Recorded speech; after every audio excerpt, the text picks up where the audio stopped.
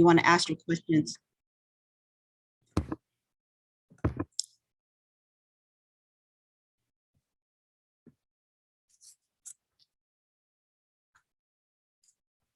Okay, so SFAR. What is the difference between a realtor and a real estate agent?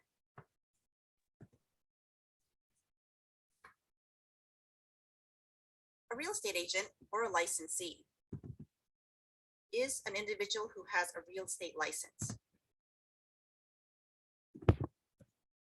It is the real estate agent's responsibility to comply with the state of California laws when conducting real estate business. Real estate agents are responsible for keeping up to date with your continuing education course to renew your real estate license every 4 years.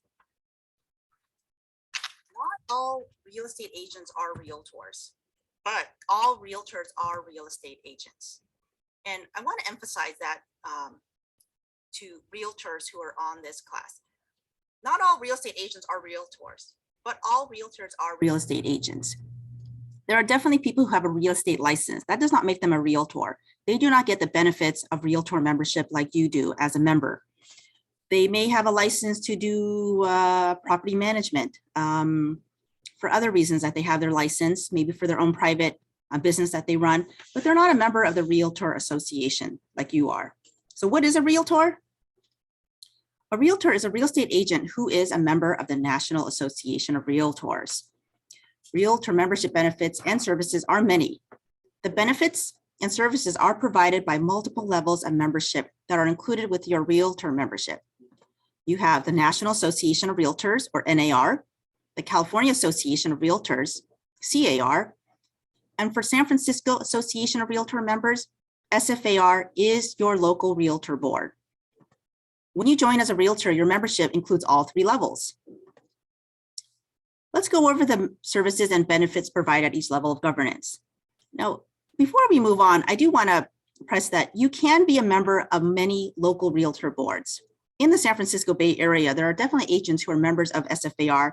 They also have a membership with SFAR, the Silicon Valley Association of Realtors, or they also have a membership with the San Mateo Association of Realtors, North Bay Association of Realtors, Marin Association of Realtors. Each local association is there to provide you localized support for your business needs, but you don't need to pay the NAR and CAR membership dues twice. SFAR would be your primary realtor board. We would manage your SFAR, we would manage your CAR, we would manage your NAR compliance requirements. We would collect your annual membership dues, but only one of us would do that. If you have multiple associations that you have members or membership to, and you get billed twice for the same like CAR, NAR fees, definitely let us know. We can fix that. But once in a while that happens, but you should know that you only need to pay the NAR and CAR once. But if you're a member of multiple local boards, you do have those local fees to be responsible for. So at the San Francisco Association of Realtors level, upon joining, you are joining a network of over 4,500 realtors engaged in the Bay Area real estate market and advocating for the rights of home ownership. There are so many benefits that we provide on the local level, but I'm just going to go over some of the top benefits. For instance, InfoSparks. InfoSparks provides statistics and analytics on the San Francisco real estate market from the 10K Research Company. Now, InfoSparks includes neighboring Bay Area counties and statistics on the counties outside of San Francisco. Another top benefit is definitely the forms. SFAR Forms Library, which includes over 80 specific forms, are provided to you as a member benefit, as well as the San Francisco Apartment Association Lease Form. The San Francisco Apartment Association Lease Form is the tenant lease form that you would use in San Francisco. We highly recommend, if you are in need of a lease form, whether it is on the landlord side or if it's for a tenant side, you use this form. This one is the most updated. And if you know San Francisco politics, laws are always changing. Ordinances are always changing, especially when it's tenant landlord. So you want to make sure you're using the most updated forms, just like the San Francisco purchase agreement forms that are on zip forms. If you're in contract, you want to use the forms that we have in zip forms that are provided to you. and updated regularly by our Standard Forms Committee. At SFAR, we're known to have a really good time and to do a lot of social and professional networking events. Even during the pandemic, we had many, many virtual events. Now that we're opening up more, we have more in-person events. So these events are not just for social reasons, though it is known that San Franciscans like to have a drink and talk about the business. That is very San Francisco. We also have special events like the movie screen, The Last Black Man in San Francisco, that was sponsored by our Diversity, Equity, and Inclusion Committee. Then we had this great event with some of our SFAR leadership, Jeannie Gant, Damon Knox, and Hud Bixler. That's quite a power trio right there. But if you know and talk to agents who are members of other associations, they don't, this is what makes San Francisco very different. We do a lot of events that bring our agents face to face as much as we can. Or during the pandemic, it was a lot by Zoom. We don't do a lot of sit down meetings, but we do a lot of, we provide a lot of monthly opportunities for people to get together, talk about real estate, share referrals, share business cards, and to get to know each other. One transaction, that agent you're talking to may be your co-listing agent, could be your listing agent on another, sorry, representing the buyer for another transaction. It could be working with the same agents on multiple transactions over the years. California Association of Realtors, when you sign up, you also have member benefits on the statewide level. CAR is focused on developing programs that will enhance the members' freedom and ability to conduct their individual business, and through collective action to promote real estate and real property ownership and the preservation of real property rights. On a statewide level, there are so many benefits that are provided by CAR. The top benefits are most definitely Zip Forms. Zip Forms is your online platform to access all your forms. They include the CAR library that's available to any realtor in California. You also have access to your SFAR forms. At SFAR, we have our forms on Zip Forms so that you can access it as part of the Zip Forms package.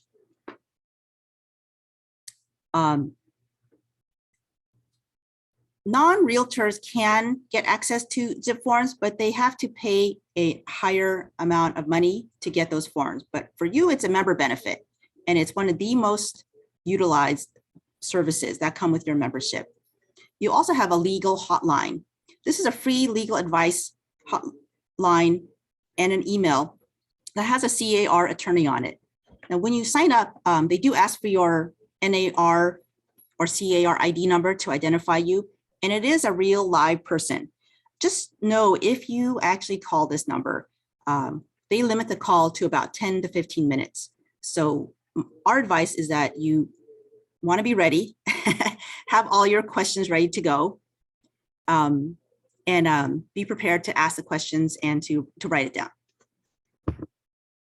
Another great member benefit is a free opportunity to renew your license. When you renew your license every 40 years, there's 45 hours of coursework that you have to complete. When you got your license the first time, you most likely did it through a third-party real estate company. But now that you're going to renew it as a realtor, you can do that for free.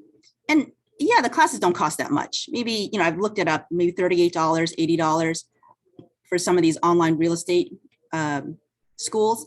But you also get that as a member benefit with your membership. Legislative representation. CAR does tremendous amount of lobbying and legislative representation in the state capitol to preserve property rights and home ownership opportunities for Californians. Our own government affairs department are so active with legislative lobbying, with networking with our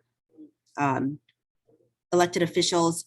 I don't know that many government affairs directors in California who represent realtor associations that would have Gavin Newsom's cell phone number in their phones, like our government affairs directors do.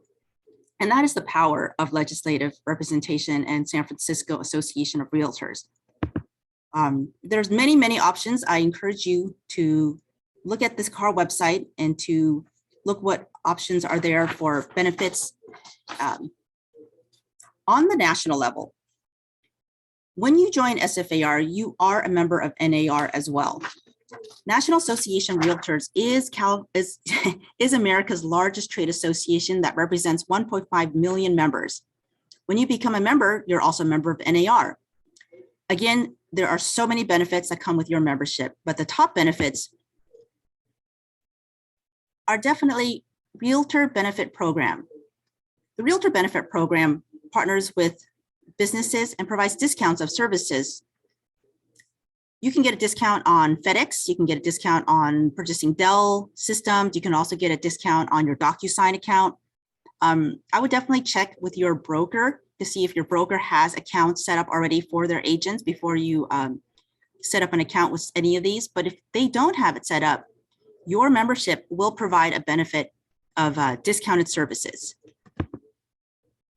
Also a benefit is Realtor.com.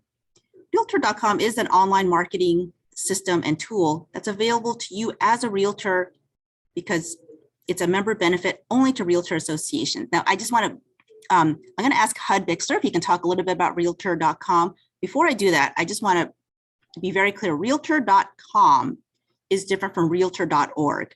When you need to manage your membership record, contact us, we'll help you out. But if you're online and you're doing it on your own, Realtor.org is the website where you can manage your account. Realtor.com is there to help you with your marketing of your business. HUD, do you have a minute to talk about Realtor.com and some of the services that are available to our members? Oh, I sure do. Hey, Esther, and hey, everyone. HUD Bixler, I'm the MLS director here at SFAR. Have been in the real estate business for a few years, but on the brokerage side. So I'm really happy to be here at my new role and to be on this training with Esther. Realtor.com is a free platform that has a lot of exposure. Their hit counts are very close to the level of Zillow and some of the other national real estate platforms that are out there. We actually met with them at NAR last week, and what they have found is that many of our members have not taken advantage of some of the tools that are available. And some of the really low-hanging fruit is just to get into Realtor.com and to update your profile and put in your designations and your bio and your picture and all that type of information. When you do that, you're going to show up a lot more prevalent in searches when someone's looking for a San Francisco agent, just because of the type of traffic and exposure that the Realtor.com site has. Many of the tools are free for you, such as updating your profile. There is also opportunities for lead generation and paid services. But I would encourage you, being a new agent or even an experienced agent, taking advantage of all the tools that are available to you for free is a really good thing, because as we know, the first couple of years it takes some time to get your business going. But Realtor.com, we just some quick stats is 60% of our agents do not have a completed profile on Realtor.com, and just that simple step of completing your profile there. We're going to talk a little bit about how to make sure your data is complete in the MLS as well, because a lot of the data that you put in the MLS then goes downstream to other front-end applications, real estate applications. So yeah, Realtor.com is kind of it's a no-brainer. Get your data set up in there. We're actually going to be doing some sessions in the next couple months on some of our member benefit tools, and just our relationships with vendors, et cetera. So look for a session with Realtor.com where we'll dive in a little bit deeper on something that's free to you to use. Sounds good. All right. All right. More for me later. Much more for you later. Yes. So another member benefit, I'm going to try to go through this a little quickly. Federal advocacy. NAR does a tremendous amount of advocacy in the nation's capital to promote home ownership. It's one of the biggest, I think, programs that are provided on the NAR side.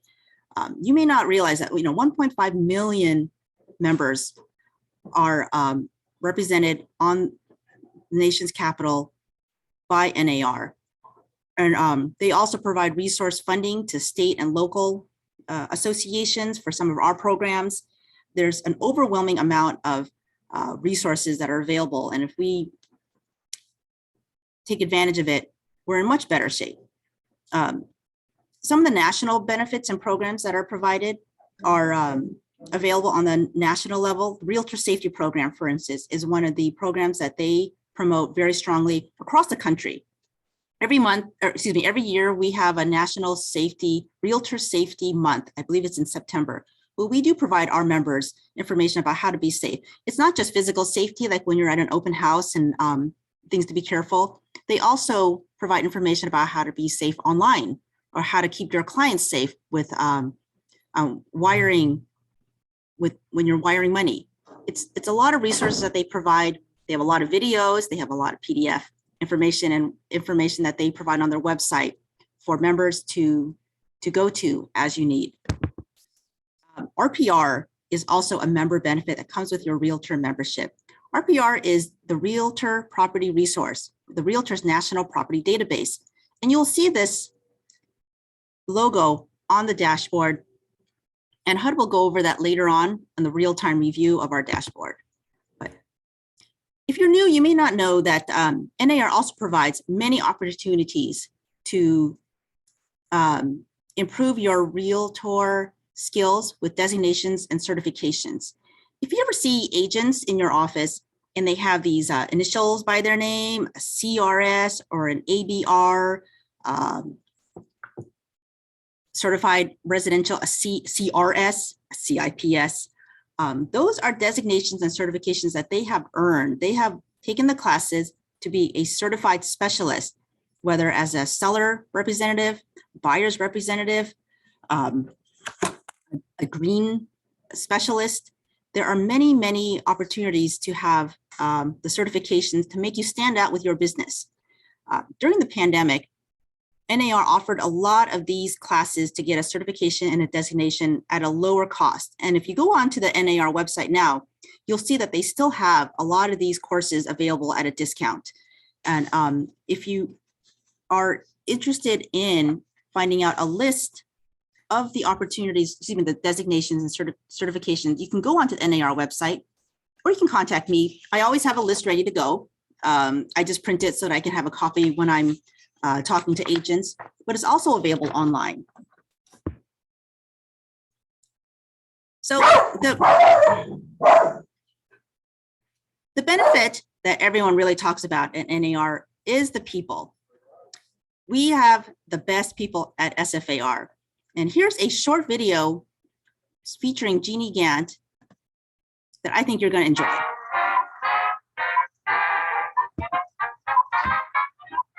Stop. Can you hear her? No, I'm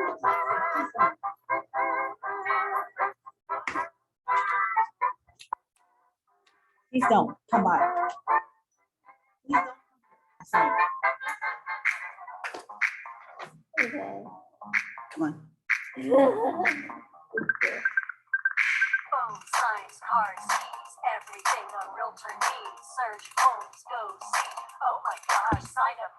Twin Peaks, pack, Snowy Valley, salary price, beds, bath, square feet. MLS has all the needs. I want to buy a 3-2 house, image prices, high flood house, thanks for money in the LLC house. I need a paycheck by a TC. Oh girl, what that girl just say, girl? I don't list, I sell, sell. I don't work, I slay, slay. I don't walk, I drive, drive. Show house all day. Okay.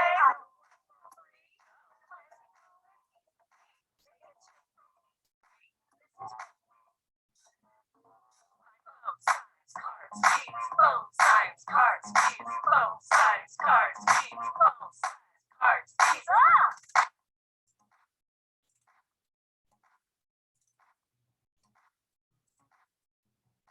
Phone signs, cards, keys, phone signs, cards, keys, phone signs, cards, keys, phone signs, cards, keys.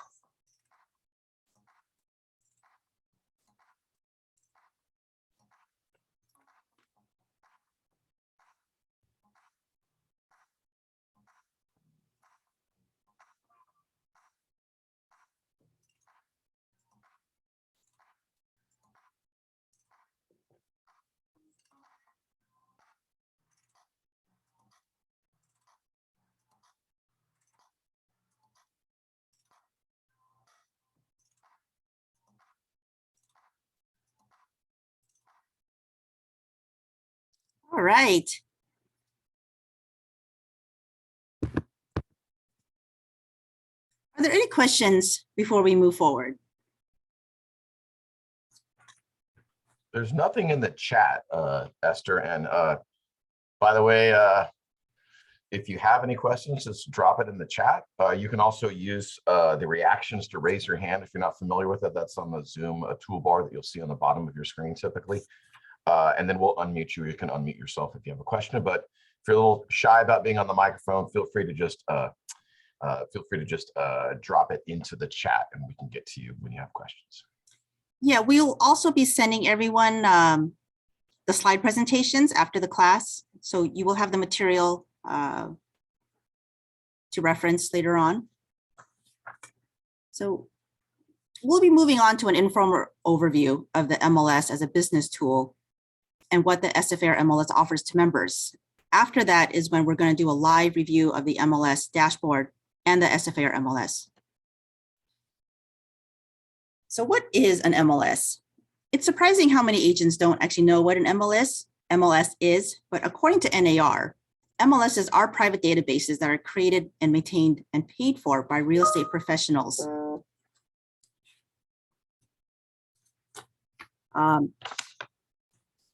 And it's there to help clients buy and sell properties. MLSs are a powerful tool for competition because they level the playing field so that the smallest brokerage in town can compete with the biggest multi-state firms. Buyers and sellers can work with a professional of their choice, confident that they have access to the largest pool of properties for sale in the marketplace. So what does that mean for you and your SFAR MLS account? Well, your MLS account provides access to the marketplace where Bay Area agents list, view, compare, and share listing data with clients. You have full access to the 26 Bay Area counties shown on the map in your home MLS system. SFAR is a member of the NorCal MLS Alliance. And I'm going to ask HUD to speak about the NorCal MLS Alliance in just a moment. But I just want to point out on the map that the different colored areas indicate the MLS service provider companies that manage listings in the respective counties.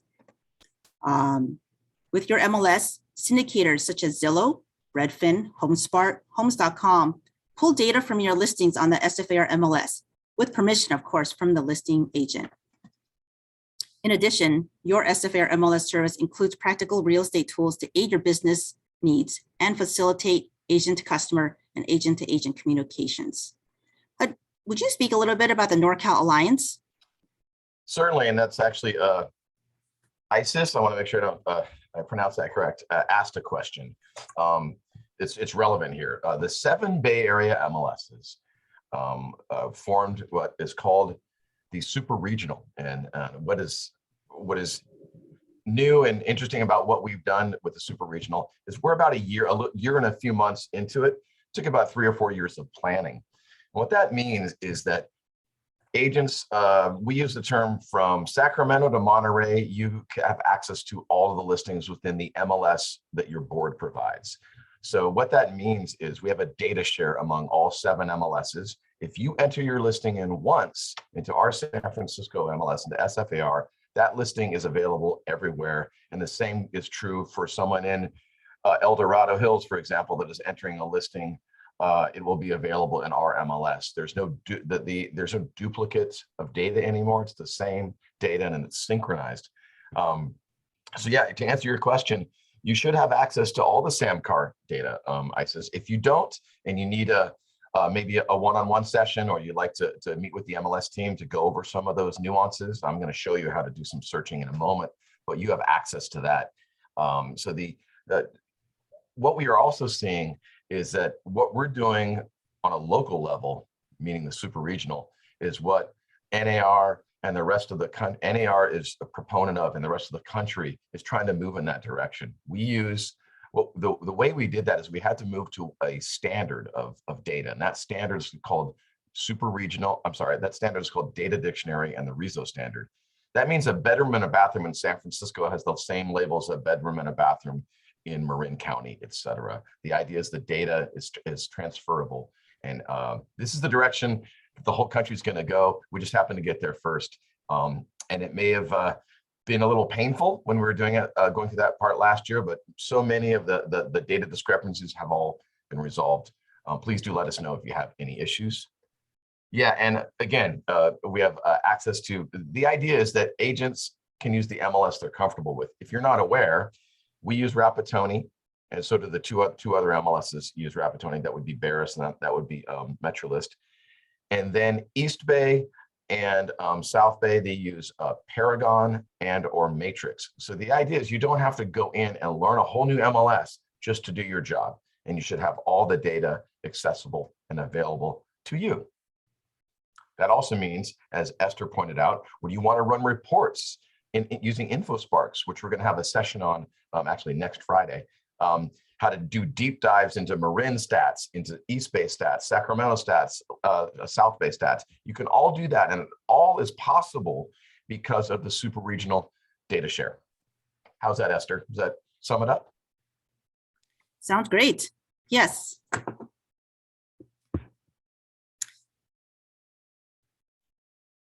When you have MLS service, you're also eligible for Supra Key and Lockbox service. So Supra Key Lockbox coverage, please note that your coverage area when you have MLS service is not the same as the coverage area for your Supra Key and Lockbox service. When you get Supra service with SFAR, it's basically San Francisco, East Bay, and South Bay counties as far down as Monterey. There are separate fees. Unfortunately, everything is fee for service when you get signed up. So if you don't have Supra Key service, you can have that added to your account. Please contact our MLS department. Send them an email, mls@sfrealtors.com. You can also give us a phone call. We do have someone dedicated to answering the phones in our MLS department. If you call and you don't get someone, please do leave a message. It's really hard for us to know to return a phone call if you don't leave a voicemail, but we do have people on the phones. We also have many people checking the email account. So we can get you set up with a lockbox. We can get you set up with the Supra Key, which is a phone app. So you do have to have a smartphone in order to use the Supra E-Key. Once you get it set up, we will send you a code. Not too different from like when you do online banking. We will send you a code, and that literally connects your Supra service to your device so that you can use it to open up lockboxes. So quick recap of your services that are come with your membership. You get membership on the national level. You get membership services, benefits on the statewide level. You also get benefits and services on the local level from SFAR. And of course, everyone loves the people. So there's many other services that come with your membership that we're going to go over as well. You get CoreLogic Realist. Realist provides up-to-date tax records for your MLS listings. On your account, you also have Cloud CMA. Cloud CMA helps you create one-click comparative analysis, market analysis packages to send to your clients. On your account, you also get Find, which is a national database search engine that pulls data from the MLSs nationally. And I just want to note, this is an aggregate site. That means that you, as an agent, would list a property in your home MLS, the SFAR MLS, and it will populate to Find. On your account, you also have Showing Time, which is a simple way to schedule and plan many showings. You'll see many tools for Showing Time on your dashboard when we get to the real-time review of the dashboard. I want to introduce SFAR's newest benefit, Rent Spree. Rent Spree is with Rent Spree, you get a rental application screening, do background checks, credit reports, and eviction history. It's such a cute little logo, I think.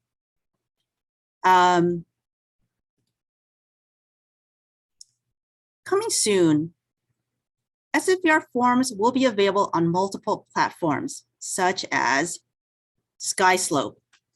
SkySlope is an industry-leading real estate transaction management and forms automation, and it's kind of a show-off if you ask me.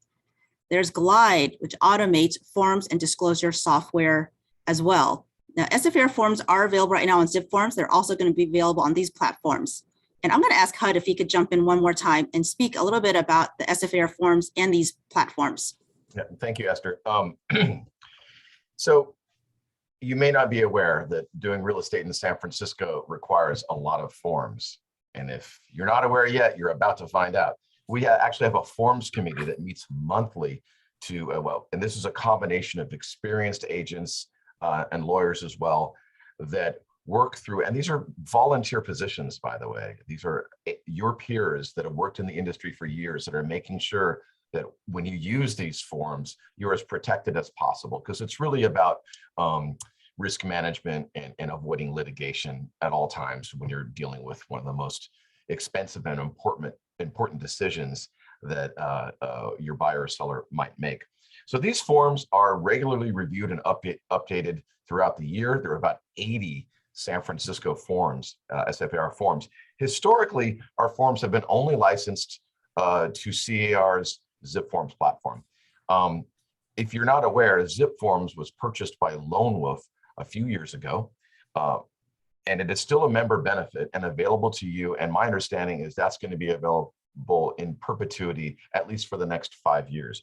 But from a standpoint of wanting to make sure that we can meet our agents and brokers where they are, the platforms they use, we started a process last year of licensing our forms. This is unprecedented, to all of these other vendors that are out there. That has been one of my primary jobs since I came on board.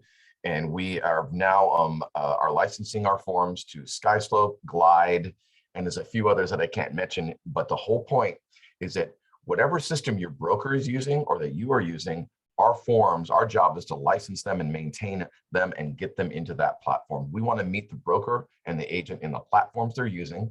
This also includes how we're going to deal with many of our other products, such as our showing services. Showing time will not be the only showing service that we have in the future. We want to be able to diversify, and I like to use the term platform agnostic. That just means that it's less about pay-to-play software and more about getting our intellectual property, our forms, into the platforms that you use. So look for more trainings and opportunities to learn about these relationships in the coming months and throughout this year. So yeah, that's the main thing in terms of forms. It's good news. Forms will be available in all the platforms you use. It's really good news. Way back when, I'm going to sound a little older, but way back when, agents used to print these forms and they would manually, enter the information from the listing, the MLS, the listings. Yeah, some agents, I think they make an attempt to try to keep copies of the forms available, the contracts, and we do not advise that you do that. We definitely advise you use the online platforms that are available to ensure that you have the most updated forms.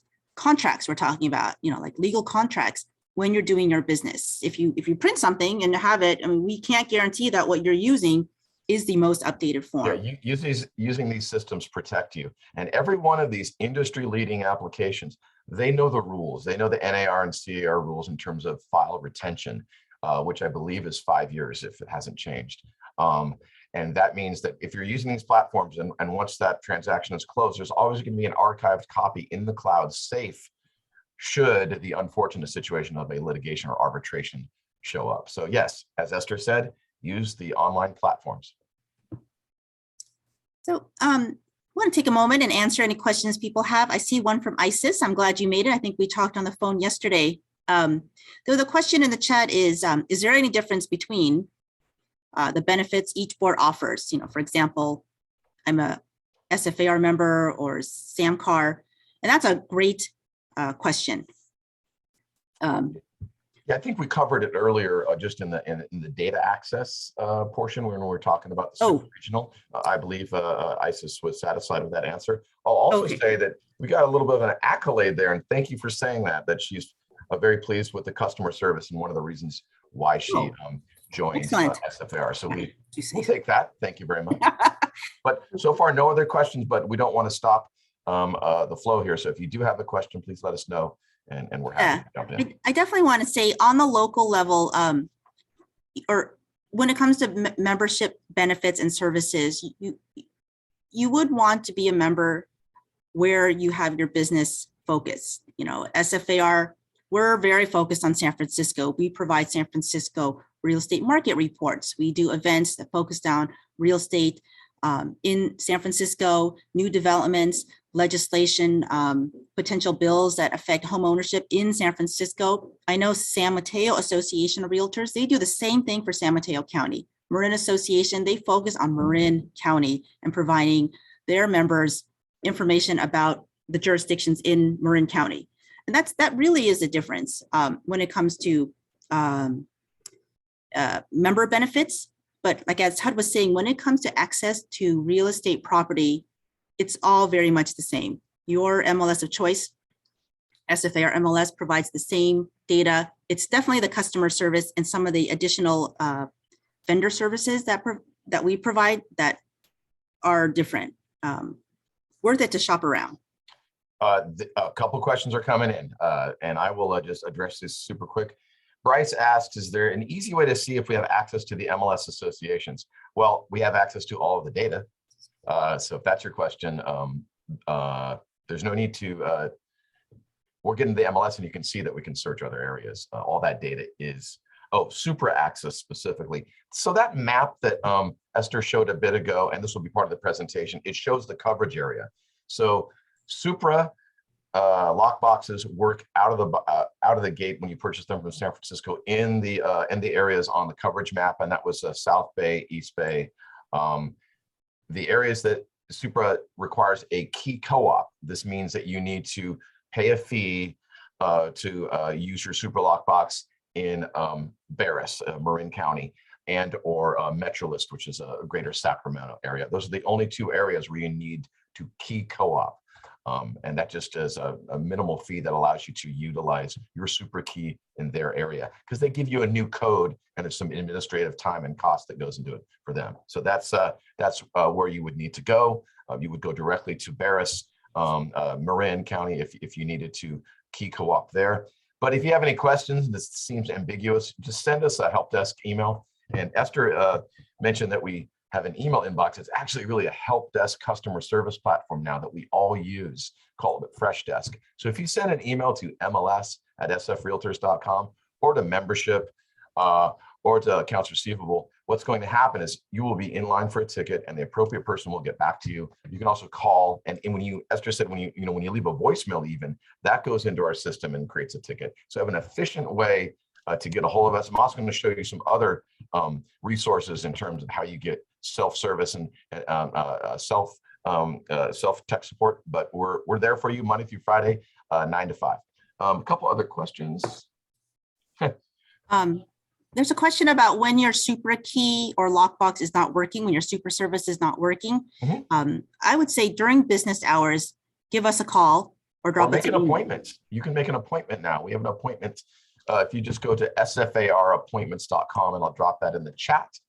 You're welcome to make an appointment with the MLS team, and they can walk you through that. There can be a couple of different reasons why the Supra lockbox isn't working. It could be that your software needs to be updated. So without kind of going through that exact issue here, let's make sure that we get Ramita. Let's make sure that I'm going to get that link so you can connect with our team, and we'll sort through that. Yeah, if you're having trouble on the weekends or after hours, on your app, there is a phone number that you can call if you need support on the weekends. That's a direct line to Supra as well. But ideally, we want you to work with us so that we could do the troubleshooting for you. As HUD was saying, there's many things that could be going on, and we want to see if we can resolve it on your behalf as your association. And sorry, what is a couple of more things just dropped on the. I think we're good, but Isis has raised her hand. So if you wouldn't mind. I had a question about the Supra key. Does it work better with like Android or iPhone, or it works equally the same? It works on both Android and iPhone. So I set up an Android phone just a week ago. Now, of course, and the team is used to using different devices. As long as you don't have a Nokia from 1995, I think we're in good shape. Okay. So I just wanted, if you're seeking more information or resource material from webinars, classes, or orientations, we have a tremendous amount of online resources on our SFAR YouTube page, which is SFAR Social. One of the more fun, I think, series that we have is Dan Hershkowitz, our 2021 president, with the I Did Not Know That series. I think these are really helpful. They're very short. They're right to the point, and he's really funny. So he makes it really entertaining. But if you're looking for source material, this is a great place to go. It's a great resource, and we have fun videos as well. Very, very social, but also very informative. Some of the webinars that have been produced by SFAR about forms are excellent. A couple of dashboard tips if you don't know how to use the dashboard, real short, like 1 minute tips you can find there as well. So I also encourage everybody to subscribe to that channel. If you're not familiar with that process, it's just a little, once you go to any YouTube channel, there's a link that says subscribe. If you subscribe, you're going to get automatically notified when new support videos or membership videos or others are added to the channel.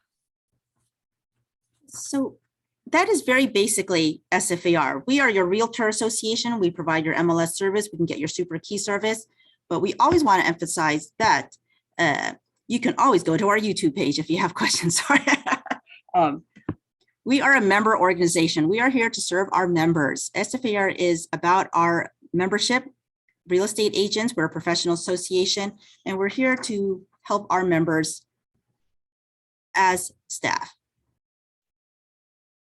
I'm going to go real quick to the SFAR homepage, which is my.sfrealtors.com. This is the SFAR homepage you want to go to find news, updates, sign up for events. During COVID, there's been so many changes, but right now, 2022, real estate is open for business. There are no restrictions on open houses. SFAR, as is the city and county of San Francisco, we are in lockstep with California's statewide plans for COVID-19 orders. We're keeping our agents informed as quickly as possible when changes happen. Honestly, SFAR tends to be one of the first associations, organizations that get information about changes that are going to be coming up. And that really is to the credit of our government affairs directors having such a strong relationship with the local, city, executive and legislative bodies on the statewide level. They let us know as quickly as we can so that we can get information out to our members. We are almost always one of the first ones to get information to our members about any changes. So right now, real estate is open. If things change, we will put that on our homepage. We're going to send you information by email. We'll send it probably by text. We'll have all the information on the web pages. But if you're looking for information, check out our website, my.sfrealtors.com. At SFAR, we also have a foundation called the Welcome Home Project. Now, we've had the Welcome Home Project for about 6 years. The Welcome Home Project provides household items to formerly homeless individuals or families that get permanent housing in San Francisco. London Breed is a big fan of our project, and this program is fully funded by donations. It's also run by our government affairs director, Mary Jung. And I just want to tell a funny story, which I like to tell about Mary at her expense, about this program and how good she is about using donations to go to this charity. Because when she sees items that she wants to purchase, she doesn't just buy 1 or 2 of these items. She'll buy like 50 if it's on sale, or 200. Once she texted me over the weekend, asked what I was doing. There were pillows that were on sale at Kohl's for $5, and it was such a good price. And she knew that every client that we serve from the Welcome Home Project will need a pillow. So she bought 200, and they accidentally sent it to the retail store instead of to the warehouse, and she needed to go pick them up. And so I went with her to Kohl's, packed my car with like 70 pillows and drove them to the warehouse. And it was the scariest drive because I couldn't see any of the the mirrors on the side or in the back, but it was also probably the safest drive because if something happened, I was covered with pillows.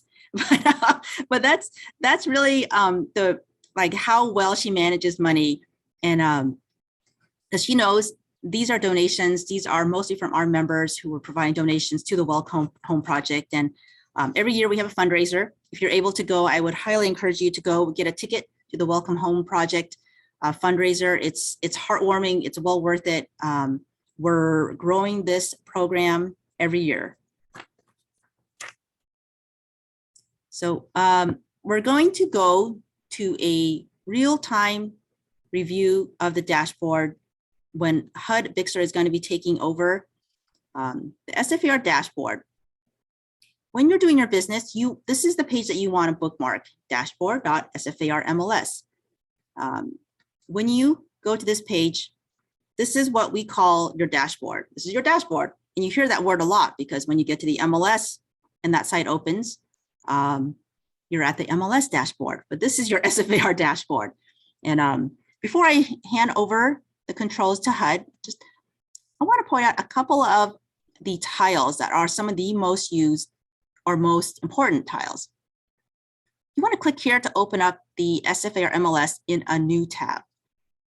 Look for your payment widget to make payments for services, your MLS quarterly fees, or your annual realtor dues. Zip forms, if you click this tile on your dashboard, it will open up in a new tab and you will automatically be logged into your car.org account so that you can get to work right away. Do you want to grab this? I think there's a question that came in about sky slope. Yep, I got that. If you're done, I can. Oh yeah, I was about to pass the controls to you. Pass the microphone check. Cool. Okay. The question is, I had a question about sky slope. Is there some, and this is Althea, thank you for asking. Is there something individual agents should set up, and is that free for members? So this is a great question, and it's something that requires explanation. So the member benefit for you to use forms for free, forms management, access to the SFAR forms and the CAR forms, is through Zip Form Plus, as Esther pointed out. Now, we are now licensing our forms to other forms management platforms like SkySlope and Glide, etc. But it's up to you or your broker to make that relationship with SkySlope. So let's say that you get a SkySlope account, fantastic, or your broker offers it for free, which that is true for many of our brokerage partners in San Francisco. What's going to happen is if you log into SkySlope, and again, we're in the process of launching these forms platforms. So if today you want to write a transaction, you need to use Zip Forms Plus. In about 30 to 40 days, there'll be big announcements about it. You will then be able to access our forms in the other platforms I mentioned, such as SkySlope. So yeah, to answer your question, no, we do not offer SkySlope as a member benefit. You would need to either get that through your broker or an individual account. But the good news is, of course, soon you will have all of the forms that you need. And one thing I will mention is every forms company that we're looking at, and there's quite a few of them, they must already have the CAR forms. Otherwise, we're not going to look at them. So we're not going to require you to go to multiple platforms to get the forms. We want you to platform of choice, choose the one that works for you, and the SFAR forms and the CAR forms will be in that platform. With that, am I jumping in, Esther? Do you have Yes. anything else? Okay, great. Again, these slides will be provided to everyone who signed up for the class, but HUD is now going to be taking over and doing the real-time review of our dashboard and also a little more in-depth about the MLS. All right, party people. Can you see my screen is the first question. Make sure you guys can see my screen. Okay, excellent. And Esther, I'm going to ask that you handle the chat while I go through this. So if any questions come up, please go ahead and stop me, and then we'll take those questions. So today we're going to talk about this is going to be a brief overview of the SFAR dashboard and the MLS in particular. We have deep dives into all of these products into the MLS specifically. And in fact, we have running sessions, MLS 101 and MLS 102. Last Friday, we did our second round of MLS trainings. Those videos, of course, will be guess where? Where would those videos be, Esther, if once we post them? I'm not sure. I think there's a YouTube channel somewhere, right? Right, exactly. So they will be on the YouTube channel, our SFAR social. So you'll see the MLS 101 and 102 videos next Friday, the 20th, because today's the 13th. That's easy math for me. We're going to do a session on stats. And it's going to be an entire session with Jay Pepper Martins, our CTO, Patrick Anderson, our data specialist, and probably myself hanging out as well to talk about how you build incredible stats using InfoSparks, a 10K product. And again, as I mentioned before, that those stats are now available because of Super Regional. The power of all this data allows you to run stats from Sacramento to Monterey to Marin County to, of course, your home MLS in San Francisco. So as Esther said, you want to go to the dashboard first. I conveniently have it bookmarked right here. This is a secure dashboard. What that means is your identity and your information is protected by you entering your username and password here. It's also we protect the logins and making sure that you're logging in, and it's not, logins are a one per customer, so logins should never be shared. And in fact, if they are being shared, we have the ability to find out, where those are being shared. So you'll be surprised. Sometimes there's people sharing their logins with someone in the Philippines, and that does happen. So just keep in mind that that is being monitored not only for your safety but for data integrity.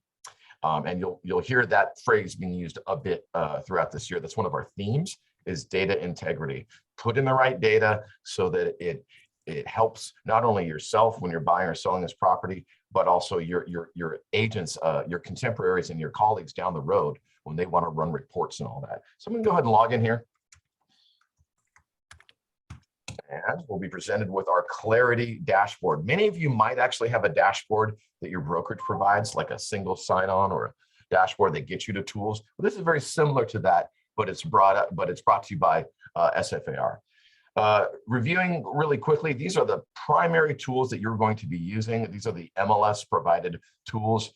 We'll get into the MLS in just a moment, but there's Realist, InfoSparks, Cloud CMA, a Supra, RPR, which is another product. It's an NAR product that allows you to run CMAs and reports as well. So you're going to see us diving more into those throughout this year and beyond to do some of these deep dives. And the professional search agent first, and our SF planning map. So if you want to get right to the planning records, you can go here. A lot of the planning records, of course, power the tax record data, which powers Realist, which gives you an accurate representation of what that property is. Down here, you have our forms and documents. And now, right now, you only, you see Zip Forms Plus, you see Glide and Disclosures.io, but this is going to be updating in the next month or so as these new forms and document platforms start showing up. We want to give you guys easy access to those products, and we'll do that here. And here's our showing time products and our showing time showings. What we're going to be doing with showing products is offering you a couple different choices as well in the near future here. It's not just going to be showing time. These are additional cloud applications. Cloud CMA is basically the same product as that. And okay, got that. Let me maximize the Chrome window. Thanks a lot. You know what I can also do? Why don't I zoom in? Is that better, Esther? I want to make sure that that's looking good for you. Okay. Yes. Yeah. Problem is I have a large monitor, and sometimes it looks a little tiny on different screens. Yes, So your eyes are getting older. well, yeah, I didn't want to say that. That's mine as well. I just had my 50th birthday. Mine's coming up. Coming up. And it looks like there's a few items in the chat. Should I review that? All right, cool. I'll get back to these questions. If you just leave this window open and don't go anywhere, you will get timed out, and that's a security feature. I think that the timeout is about 20 minutes. This is similar to when you're on your banking side, right? At a certain point, you're going to get timed out if there's no activity at all. But I'm nice and logged in, and I'm just going to go ahead and go to the SFAR MLS, our super regional, and talk about how you customize your dashboard. Oh, look, I'm in dark mode, which is my favorite. I'm so stoked that they offer that here at our MLS dashboard. The first thing I want to talk about is how to organize your desk space, your workspace, because this is your workspace. So what you'll notice is you have several of these kind of widgets, if you want to call them that, and you have the opportunity to surface what is important to you and what may not be important to you. So you can customize this MLS space, and you can do that by clicking up here on the top right-hand corner and clicking on your gear icon. You guys should be familiar with that in Gmail and almost every other application that's out there. So a couple things of note. The theme is dark. You can change that to light if you like by simply saving it, and that changes to the light mode. I'm going to go back to dark mode and save some energy pixels here and change that back to dark. You can have a tile layout or a stacked layout. So these are all the widgets that you see, and you can turn them on and off. The support center, save searches, etc. I have all of these on because it's what I use. But there's also an appointment manager, staff tools. You wouldn't have that anyway because you're not a staff member, but you might want to have your recent searches, office listings, and another single sign-on if you'd like. It's pretty simple. Turn it on, turn it off, turn it on, turn it off. So I'll go ahead and save that. Additional customization that you can do is you can simply move stuff around. You see this little crosshair? You can just grab that and say you actually want to have your saved searches down here. You want your client portal information to be up here. You get the idea, right? It's a very simple way to move stuff around. In addition to SFAR having an extensive support library and group of training and support people, all on the membership, accounting, and MLS side, Rapatoni has a fantastic support center. And this will allow you to, beyond what I show you today, which is an overview, you're going to be able to get to some great content and videos. So you can either access it here via the widget, or you can go up to your help section and go to the Learning Center. If I click on the Learning Center, that'll open up a new tab, and I'll be able to see all these great things. Oh, look at that, customize your home page. It's almost like I watched a video from Rapatoni before I did a training today. I have no shame. There's tons of videos and great information there. Search anything you're looking for. Property tax, for example, do a search on that. Looking at like getting to know your desktop workspace, all the way down here to the basics of searching, which we're going to cover some of that. There's a fantastic interactive map search that we're going to talk about in just a bit. How you can display items, just a lot of content here. So sure, feel free to email MLS@sfrealtors.com, but also realize there's a great opportunity for training right here, right within the MLS. Speaking of access to support, one of the things I want to show you is you may not notice it, but you see this little icon here in the bottom right-hand corner. It says SFAR MLS Help. If you click on that, this is a direct connection to our help desk. So yes, you can email MLS@sfrealtors.com. That starts a ticket. But you could also interact with us right here. In fact, if you have a specific questions, let's say on parking, and if I search that, it's going to bring up all of the parking articles that we have created for our wiki page or support page. So you can search that. Once I click on that, that's going to bring up anything related to parking that Jay or myself or Patrick have written on that content. So I'm going to go back. You also can do a couple great things here. Like say you actually are having a problem. This article isn't helping you. You select, I need help. And you just put in your name, email address, subject, description. You can take a quick screenshot, and that'll take a screenshot of what you're looking at. So maybe you're, you're not finding, your search isn't working, or as some people have mentioned in the chat, I can't find San Mateo listings, or where's Broker Tour? Take a screenshot and drop that in, submit it. You can even upload a video. Once you submit that, that goes into our support queue as well. And our service level agreement to you is we are available Monday through Friday, 9 to 5. And our response time is usually within 20 minutes to an hour. You're going to get an initial response. Depending upon how busy we are at that moment is dependent upon how quickly your problem will get resolved. And sometimes there's issues that are third party, right? So that we have to communicate with a party outside of SFAR MLS, and that can take time to get resolution. But we have good stats, and we're committed to providing an excellent customer service experience for you. The MLS department is the one that I'm running. So if you have any issues, please hit me up at HUD@sfrealtors.com, or simply put in a ticket, because I see all those as well. So moving back to, that's how you get support, right? Moving back to some of these widgets and what they are. The Market Watch is a fantastic way for you to get informed, and it's completely customizable.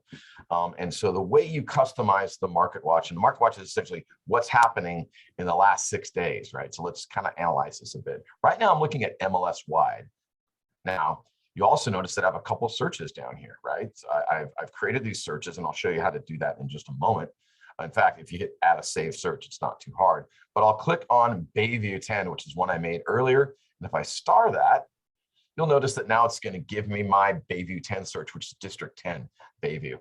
This is going to show me how many price reductions, how many price increases back on market, and new listings, right? So it's a quick snapshot of what's going on in the last 6 days. If I want to add a save search or manage that, I can do it right from here. Let's look at the manage real quick. If I click on manage, it's going to show me all of my save searches. I only have a few. I have the 8 to 10, my Resi Lease, Bayview, and Rent Spree. On the right, you have some controls. Save search is obviously on, and in this case, Market Watch is on. But in this case, the Resi Lease, Market Watch is off. So this is how you define which save searches live in your Market Watch. So I can turn on the Resi Lease, and then I'll go ahead and save refresh here on the top left-hand corner. I also can go ahead and delete any of these if I want. You see, I have these other options to run the search, revise the search, get a link to that search, or delete that search. I'm going to go ahead and save and refresh. And then now, check it out when I go back to my homepage. Sorry, back to home. You're going to notice that now on my Market Watch, I have that Resi option, right? So if I wanted to surface that, and you can only star one at a time, right? So if I star that, then that's going to show up right there. Now let's talk about how I created that Market Watch. And again, Market Watch is maybe a little bit different than if you have a save search that you run all the time. Market Watch is really meant to be informative, and sort of real-time information in the last 6 days. And it's kind of a set it and forget it. It's just going to go out and grab that information for you. So I'm going to go ahead and select add a save search. So I'm sorry, actually, I'm incorrect. This is not, I need to go back to creating a search and creating a Market Watch search. So I go into searches here on the, yes? Oh, I was going to ask you to do exactly what you're doing. So thank you. Wonderful. Thank you. Yes, let's talk about our menu a little bit. Again, it's funny how an overview becomes a deep dive so easily. So I'm really trying to be cognizant of just trying to give you kind of an overview of what you have to offer. So you got your searches here. This goes through our save searches, recent searches, hot sheet, which I'm going to show you as well, and all the other various ways to search: quick, standard, custom, listing number, APN, open house, agent office. Listings, this is where you enter your new listing. Allows you to do a couple other items, just copy, view and revise your listing, etc. These are direct to taxes. These are folders. Those are folders that you can save either clients or searches in. These are your contacts and prospects.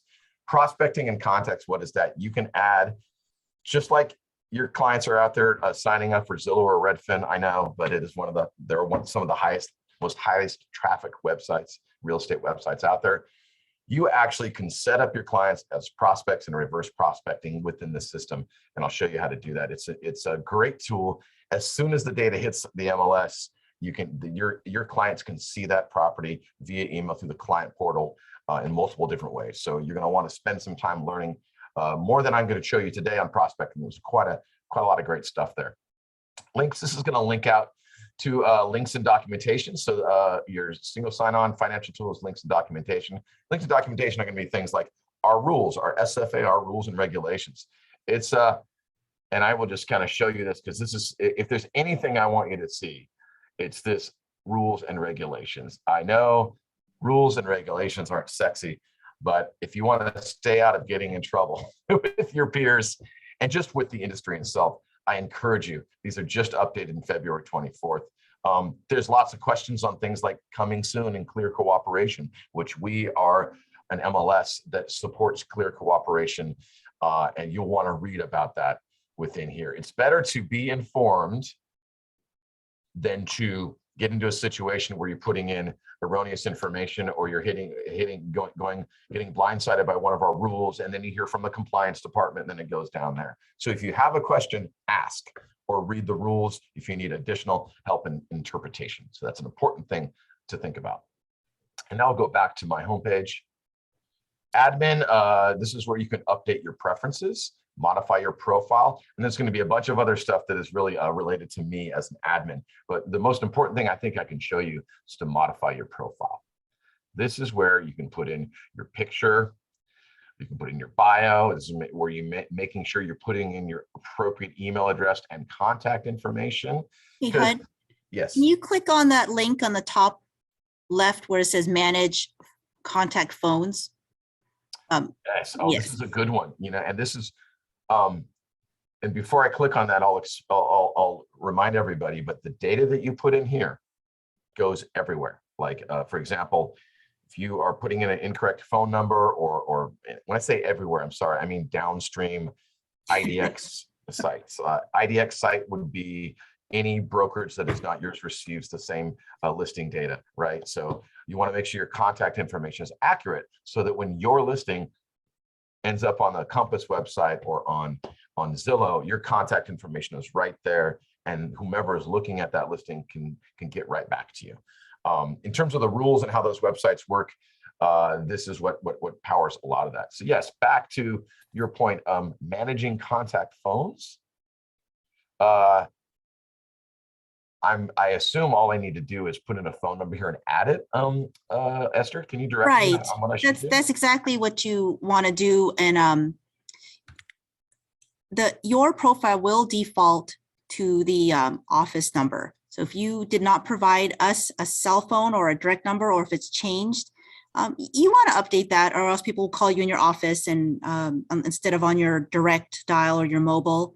And some of the options on the very bottom where it says select phone, contact phone numbers, I think that's very helpful. You could list it as a primary number, or if you click the button on the other side, phone type, it'll specifically say cell phone number, mobile number, office number.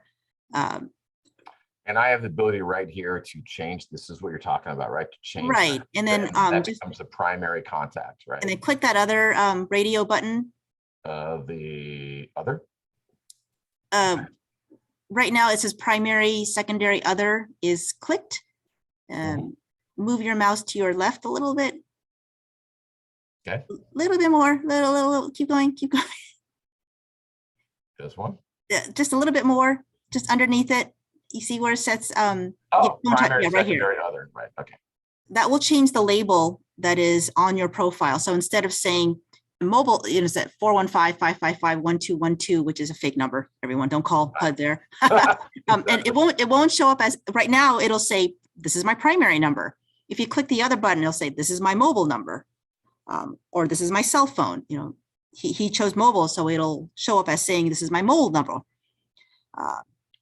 So this is just the display label we're talking about. And oh, notice the question mark here. If you click on the question mark, right, that's going to bring up what that question mark is. I guess I don't have a pop-up enabled, but it should actually automatically display that. So great. So getting your contact information all set up. And because I put in a fake number, I'm going to cancel that. But I'm going to cancel that and go back into, I'll cancel that as well. And then we're kind of back where we were, making sure you get this data. Your bio should be the same bio that you have on your brokerage website, etc. It's important that people know how to find you, uploading your picture, all those good things, because many of our vendors, that are accepting data are going to be looking for this information when we want to attach it to a listing. I will also say that we have a lot of privacy enabled, so that we don't send your contact and email information just out anywhere. It's going to be when it's specific to a listing that you have available. So I'm going to go back to where I was. We're in the admin section, updating our preferences. Now let's go back to the home screen and talk a little bit about setting up one of these saved searches in MarkWatch. Let's go into our searches. And one of the things I really like is I can go into my recent searches and just kind of find out, oh, what's the, if I didn't want to save it, it's just, oh, I was working on a particular search and I got kicked out and I forgot to save that search. I can always go back to what I did earlier in the day, and I can just, by clicking on it, that'll just take me right to where I want to go. It takes me right to the search I was looking at. But I'm going to go back home because we're not quite there yet. Looking at the searches here, we have the hot sheet. And so let's go ahead and create a hot sheet really quick and kind of talk about what that is. So the hot sheet is allows you to kind of set a notification of areas that you want to be aware of. This is not like a self-service search. It's essentially allowing you to create a search that you can refer to on a regular basis. You want to set a date range, let's say from today, and you want these changes to include new listings. What is going on? What's back on market? Are there price reductions, contingents, etc.? I want it to be residential, single family residence, and what areas? Well, this is going to be quite a, already 171. Let's change that actually to a particular district. And I'll change that to, because I'm full screen here, I think that's what's happening. So I'm going to have to update a little bit here. Try that one more time. So if I select this, since that's you're what on I'm that looking for. page This little guy, yeah. Go with ahead. the specific districts, there was a question that asked about the range of Mhm. data in the chat. The question was like, is it possible to see Southern California, LA MLSs, with the different data? I'm assuming from CR MLS or, and then also, the primary areas that we service are the 7 Bay Area MLSs, and CMLS is not one of those areas. yeah, we're Northern California. So Northern California, we're not Southern California. Yeah, that's now, is that going to change in the future? There is some movement for state data shares. That's very potential that will change, but this is where we are at this point. So I'm going to search my districts, and I'll say I really care about 2, 3, and 4. Awesome. And I've already inputted what I want to know about new listings, back on market, price reductions. Let's go ahead and save. while you're doing that search, is there a button there that says for the known BMR properties? Oh, this is a great question. Yeah. So one of the things that you want to do, and we're not in all the search area in the full search here, but you can go into subtype description, for example, if you're looking for that. I believe BMR is somewhere else, though. And I know, Sarah, I couldn't remember where it was. That's why I bounced that question over to you. thanks a lot. No, I'm just kidding. If you don't know what a BMR somewhere. is, while HUD's finding it, a BMR is a below market rate unit. It's part of the Mayor's Office of Housing, where if you income qualify, you can purchase a unit at a below market rate price. And yeah, I don't think it's in the hot sheet. Let's go ahead and look when I do a standard search to see if it's there. I apologize. I don't think it's there though. We'll go ahead and look in just a moment. I'm going to go ahead and save that. So I've now saved this as test 2, 3, 4, and that will now show up in my hot sheets. So now when I go back to my hot sheets, I'll be able to see that. We'll get to that in just a moment. But while we're here, let's go ahead and look at some of our searches. So we have the quick search. And really this becomes a search of choice. You might always want to use the standard search, for example. Maybe that has more information. And it should have the additional criteria, which is what you were asking about, Esther, in terms of the BMR search. So now that we're sitting here at the standard search is also custom and radius. And I actually use the map search as opposed to the radius, which is kind of the same thing. So residential, we'll do single family home. We'll just do, if I just type San Francisco, that actually will bring up the entire county of San Francisco. You notice that I can also go to South San Francisco or South San Francisco Industrial. Let's do San Francisco County, for example. Or if you just want to do, I'll uncheck that. And let's say I just want to do a few districts. It kind of depends on what you're searching for. So once I selected that, I can also do sub-districts, but I'm going to do a much, the idea when you're searching is to go broad. As you start to get more familiar with the data you're looking for, you can move on down. The second search I will do would be an out-of-county search. It'll be a search from Marin County, for example.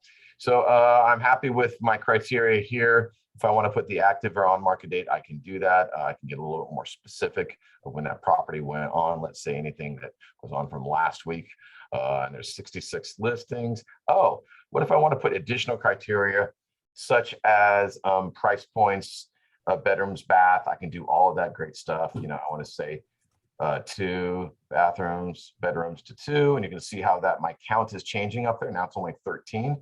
But again, in the interest of trying to have a nice wide search, let's go ahead and keep it at 0. There's a ton of criteria here, and you can get used to that. The additional criteria is something that we're looking at, and I believe BMR is going to be down here.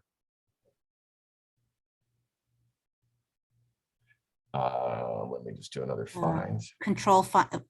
Yeah, there we go. Known BMR. So, by the way, yes, Control F is your friend when you're looking at a huge list of fields.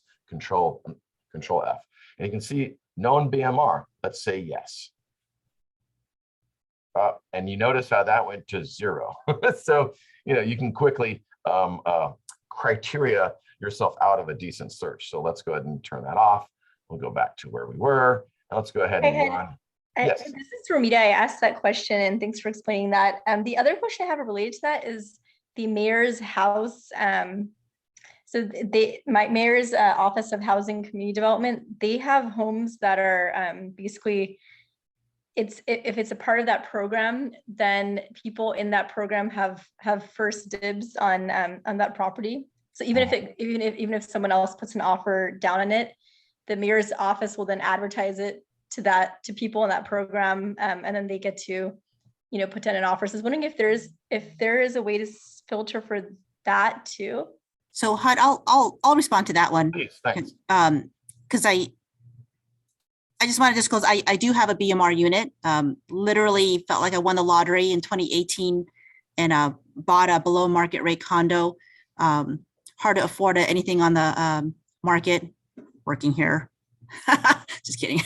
In general, it's a tough market to be a home buyer. But those properties that are listed on the Mayor's Office of Housing list, those are not on the MLS because an agent has to be representing those properties to put it on the MLS for it to be listed. You know, so I think if it's a resale unit and the owner of the property chooses to have a realtor represent them in the transaction, that agent can add it to the MLS, but the mayor's office list won't immediately be on the multiple listing service for agents to. That's a great question though. So Got it. Yeah, because I've had some first responder clients, and so some of these questions have come up. There, you know, I have to say during the pandemic, there was a lot of inventory with the BMR,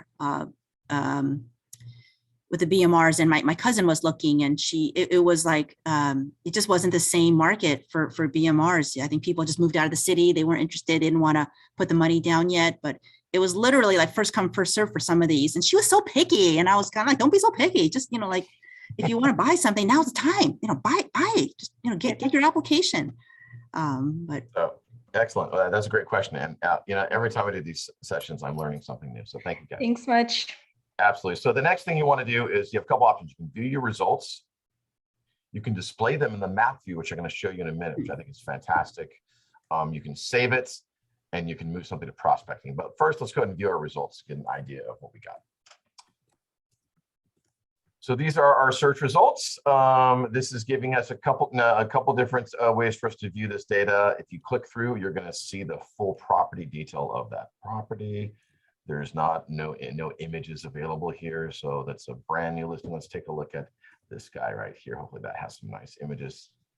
It's in the Richmond district of San Francisco, the first neighborhood I lived in when I moved here. And it's a pretty greenhouse. So we can review this information, look for the open house times, all that kind of good stuff. And I'm going to go ahead and go back to the list. One of the things that can be helpful is you can review the property history if you want to know how long this property, you know, a few in more details about that. But in this case, it's the days on market are 0, 0. What that means is the days on market for this property, it literally listed today.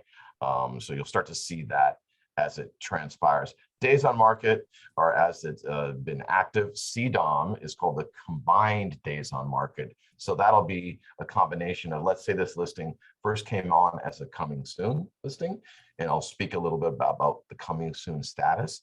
The coming soon status is directly related to clear cooperation and fair housing. So that means if you if you have a listing that you are not ready to bring onto market, but you want to bring it, get some pre-marketing, or at least get some exposure to determine whether or not that listing is at the right price point, etc. Use coming soon. In fact, it's a requirement if you're going to do any type of marketing, of putting a phone or putting a sign outside of the building, or marketing this to your peers, even within your brokerage, it needs to be in coming soon. We call it coming soon is kind of a safe place to put your listing. You put it into coming soon. You can have a price point that you're thinking about. You can get some feedback from agents. The coming soon listings never go outside of the San Francisco MLS. That's the whole purpose of coming soon, is that it's a place for you as real estate practitioners to see the listings before they hit the market. Oftentimes, a client doesn't want it to hit the market for a period of time, so you have that opportunity. The reason I bring this up is you don't want to get yourself in trouble by just marketing a property and not putting into the MLS as a coming soon. So make sure you're entering a listing as a coming soon if you're not ready to go active yet, but you're going to do some pre-marketing. I will say a couple things to keep in mind, and these are questions that come up from agents. Let's say you had a listing on for 2 weeks in coming soon. There's no limitation, by the way. You can have a listing on coming soon for as long as you like. And then you're ready to go active, but you had made some changes to pricing and whatnot. And of course, you wouldn't want that data to go out to the via IDX to Zillow, et cetera. And we make sure that doesn't happen. If you go from coming soon to active, what we strip out in terms of the data that goes out, there will be no, the last price that you put in when that property when coming soon is the one that we're going to be pushing out. Also, they will not, coming soon negates days on market. So days on market will not show up. In other words, it'll show up as an active listing with 0 days on market. The CDOM, this combined days on market, will show, but the CDOM, this combined days on market, never goes out to Zillow or other service providers, IDX service providers. So that's just my pitch on coming soon. It's not as scary as you think, and you want to make sure that you're within compliance within San Francisco. So this part, we're going to go back to our list, and instead of reviewing all these properties in a list form, let's go ahead and check these out on the customized map grid. So let's go to the map search, and we'll take a look at that. There was a question about hot sheets, and can you do a hot sheet on a specific condominium building? My question was by street address. New construction condo, you're talking about new construction, and that's a little bit more challenging because we don't always get all of that information from the builders, right? I don't think it was regarding new developments. It was just on a specific condo building. Well, sure, you could put in a range if you know the units, how many units are in there, and we could try that in just a moment. Let me do this real quick, and we'll go back to that question. Okay, so this is giving us a representation of that search I just had. If you want to take a look at the additional layers, which I always recommend, you can see that maybe you might want to look at just parcels. You might want to look at foreclosures. You might want to just look at MLS districts and maybe even MLS sub-districts, so you get an idea. It orientates you in the neighborhood. And there's some other filters or layers that you can add here as well. And I'll just go ahead and close that. But one of the things, I'm actually going to go back to our search. And again, deep dives, we have some deep dives that are available, and those are going to be might be a little bit more beneficial in terms of the nitty gritty. But let's go back to our primary search or our dashboard here. And I'm going to go ahead and do a new search, and I'm going to select the interactive map search, which is one of my favorite searches. And then we'll go back to the hot sheet. So very similar to what we just saw. The difference is now this is showing you everything in the MLS, but you notice how we went through some of those criterias in the drop-down list when we did just the standard search. You can also go up here to look at your search criteria on the right-hand side, And you get kind of the same things. The property type is going to be residential. Your property subtype can be a single family home. Let's look at areas that we might be interested, areas or districts. If I click on this, these three horizontal lines, that'll bring up our districts and kind of do the same thing. Let's do these 3 districts and done. And then we will go ahead and close that. Other things you can do with this map search is you can show or hide different features like checked only or unchecked only. But what I really like is the drawing capability. So if there's a particular area you're interested in, but it crosses over into districts, you can actually use the drawing tools and you can sketch out freeform. You can do a rectangle, or you can do what we call a polygon. And let's zoom in a bit on an area here. Let's say we want to do a polygon just around here. So let's select polygon. We start with our first entry point and we click on hold. And that's our second entry point. Sorry. Do that one more time.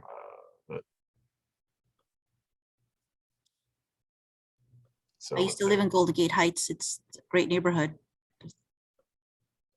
And then we can click on, okay. Isn't it fun when you are learning something a little bit here on the fly? So we'll do our polygon.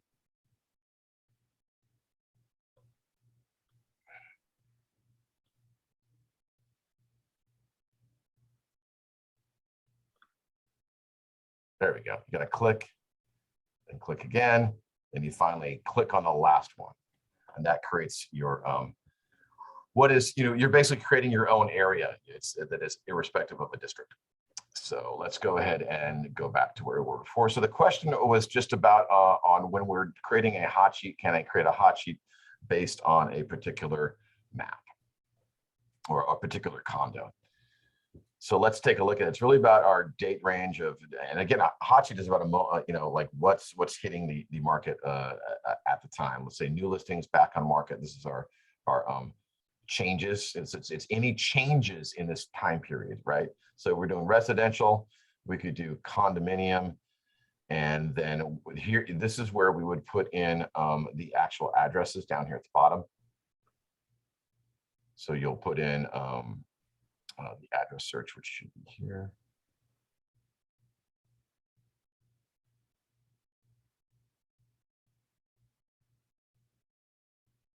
I guess I don't see the address search, which would make it pretty difficult to do what you're asking about the hot sheet. I'll take that as an action item, and I'll try to figure that out and get some information on that. But it doesn't look like you can do that unless it's here in the additional criteria. I think it might only be under searches. Yeah. Yeah. Yeah, this is very much possible. Which maybe it's a good opportunity to talk about the difference with a hot sheet and a search.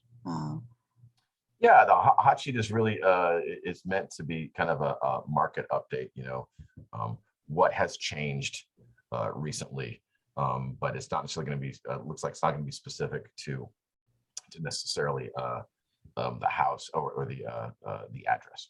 This is what we learn as we get through the training. But moving up back to the home dashboard and talking about a couple other items that can be relevant. You can see these are the saved hot sheets that I've created. And you can see that I've got my training options and my market watch here. I've got, if I had any listings, my listings would show up here. These are quick access to entering a new listing, our agent reports, and your preferences that we reviewed just a little bit earlier. And these are our saved searches. And I think it makes sense to maybe talk a little bit about prospecting and how you get set up with prospecting and how you set up a client. So let's talk about that. We can go to our contacts and prospects. So let's take a look at that. So right now, I currently have one contact. His name is Tom Jones, and shows my prospect right here. And show me a couple of interesting things that within my cart, there have been 688 matched listings. There have been 4 that saved. That means Tom Jones, my client, saved them. And there are 3 rejected listings. And here's the invitation was sent. And this is the last activity is when when the last time he logged in to the portal. He receives emails every daily in this case. And I can show you what those emails look like real quick.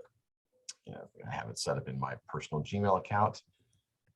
And you can see I should have quite a few. And I'm always checking in with Redfin and the other ones. And this is an example of the listing activity email that you'll be receiving, that your client will be receiving. So this, remember how I updated my content information, the preferences. This is what you want to make sure that this is all updated. So this shows up on the bottom of the emails that go out. This is a listing. If I want to view my client portal, I'm the client. I can click on there and see what properties are available for me. Now I'm acting as the client here. Let's look at this property. You know what? I'm gonna reject that property. I don't want that property in my system. So that just essentially takes it out of. I'm not going to watch that property anymore as a client. If I want to save this property, I save it as one of my favorites. So that's the interactivity you saw on the other side, on the prospecting side. Clients can also do things like, they can see the open house. They can add that to the calendar and create and go see that property. You'll be notified that they want to see that property. If there are agent recommended properties, you'll see them in here. If you actually want to do your own search as a client, this is the client portal. I can create a new search and I can search properties. But most of the time, what many of our agents do is they create these searches for their clients because you guys are the experts in the field. So let's go back to our prospecting. Let's create a prospect real quick. Create a new contact. And let's do an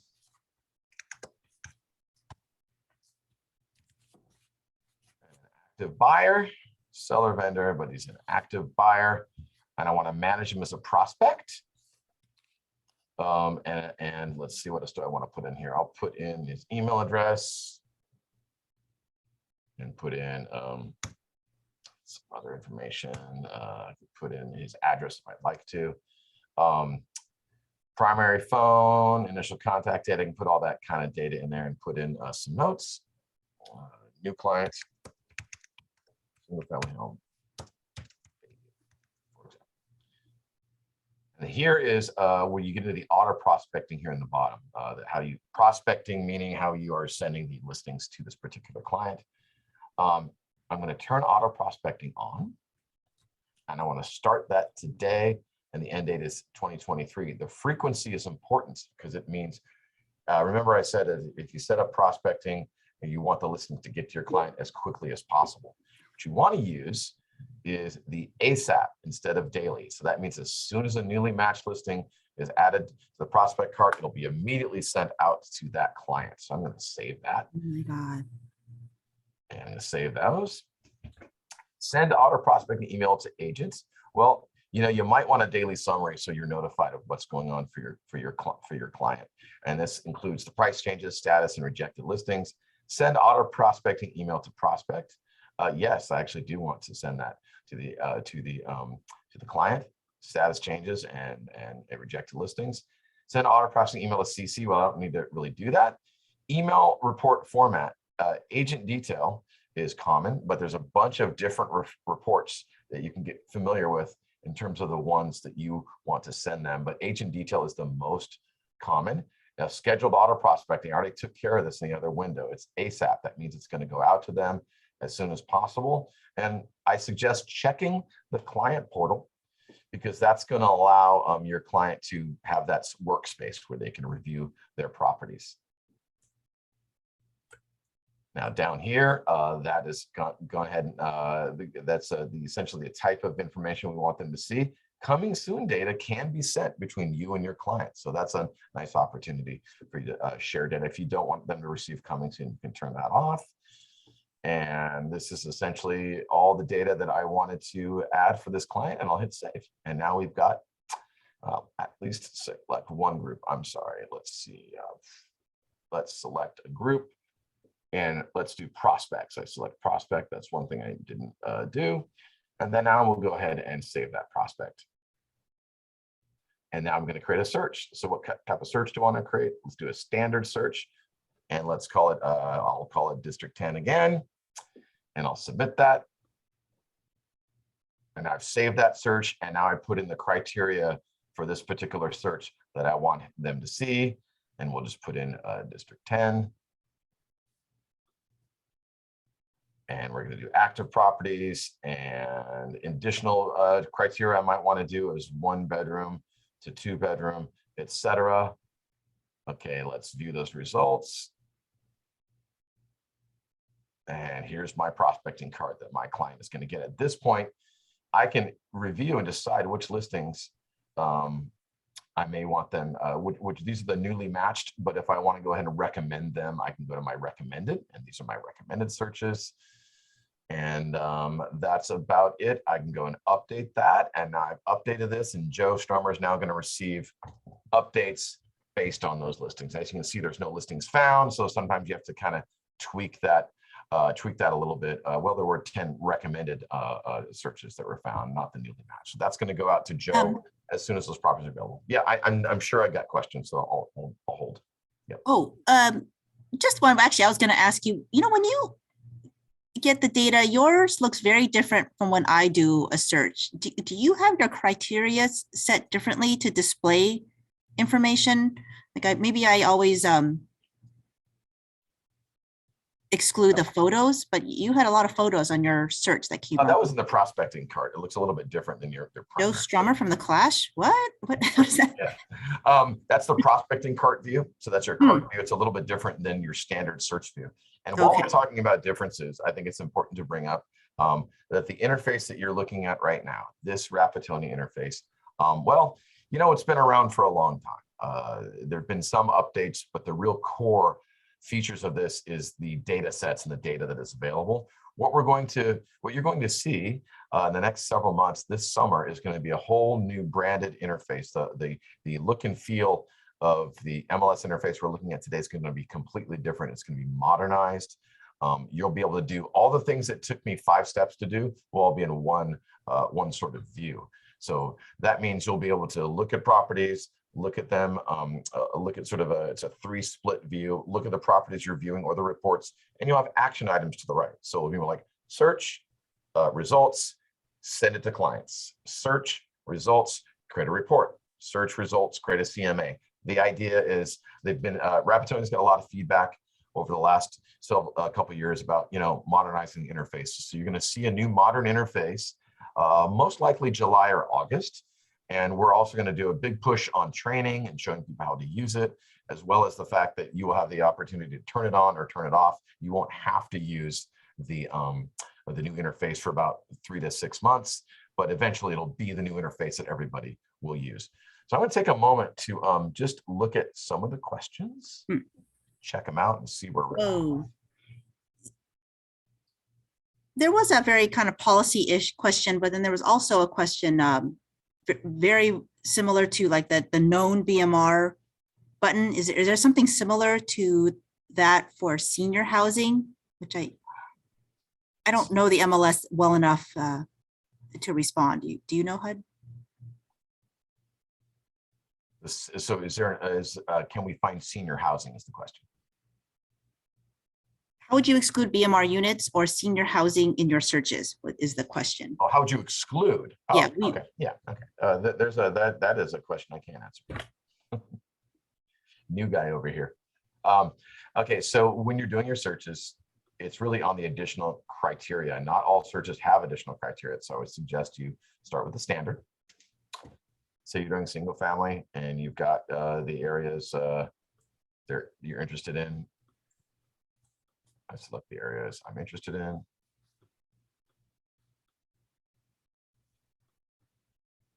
Then you go into your additional criteria. And so the BMR is, I think it's right. We went past it earlier. I can always use my handy Control F. Shift F, Control F. BMR. Known BMR exclude. So I have to say is there a known senior housing as well? So you basically say known BMR, yes, and then exclude.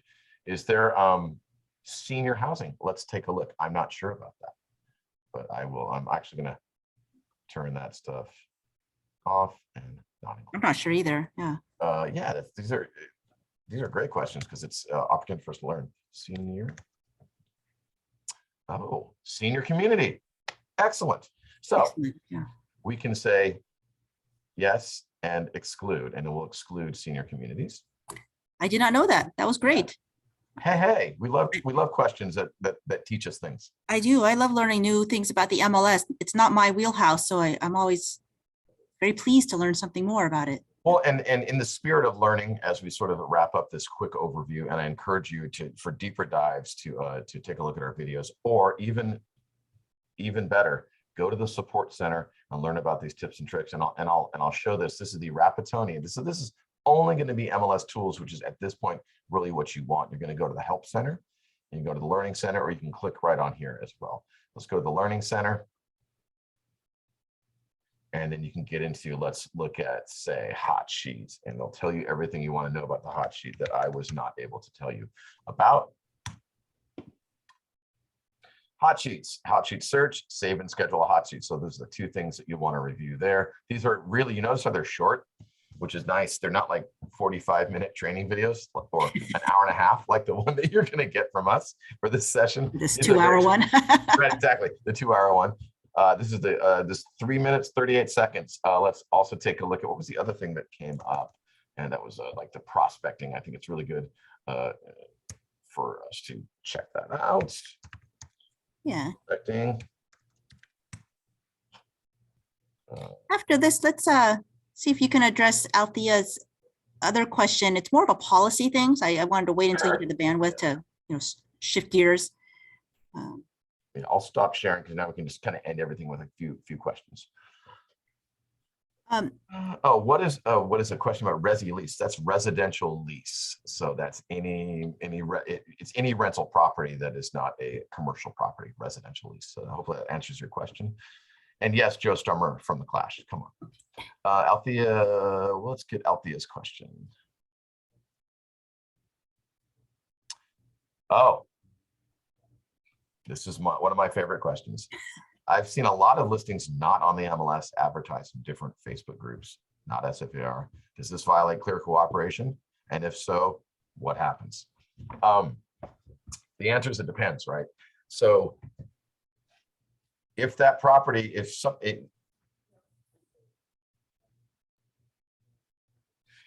if you as an agent see a property on Facebook and you can't find it in the MLS under coming soon, that is a clear cooperation violation, 100%.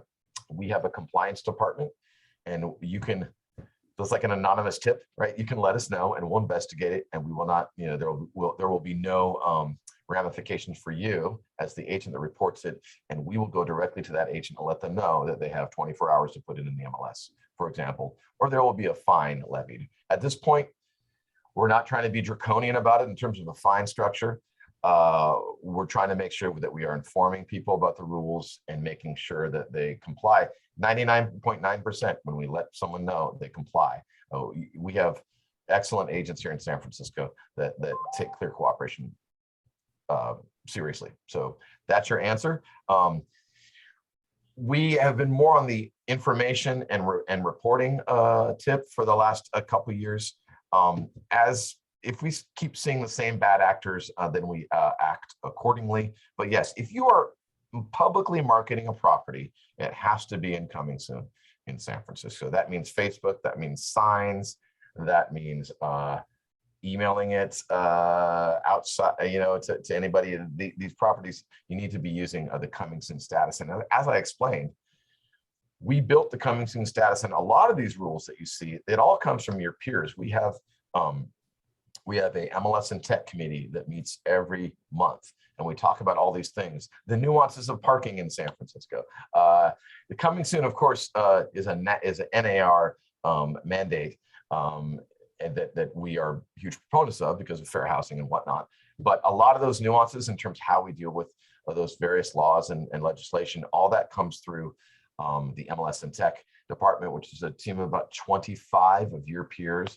Most of them are seasoned agents that know how to do business in San Francisco. And we're just trying to maintain data integrity. And that's really what it's about, is making sure that we're doing what's right for the consumer. Some of these other services that are starting to go away, there's some that still exist. They create a closed network of listings, and that's not consumer focused, and that's not consumer minded. It's all about what the best that you can do for your consumer. Yeah, there's kind of a data feed. I'm looking at it. Yeah, let's look at Ian's question and then Romita. And I hope I'm saying that correct, Romita. I'm sorry. Let's go ahead and we'll take these questions and then we'll start rounding it out here. I recently looked at a house. Thank you, Romita. I looked at a house. See, my name's HUD, so it gets messed. I'm very sensitive to people's names because people mess my name up all the time.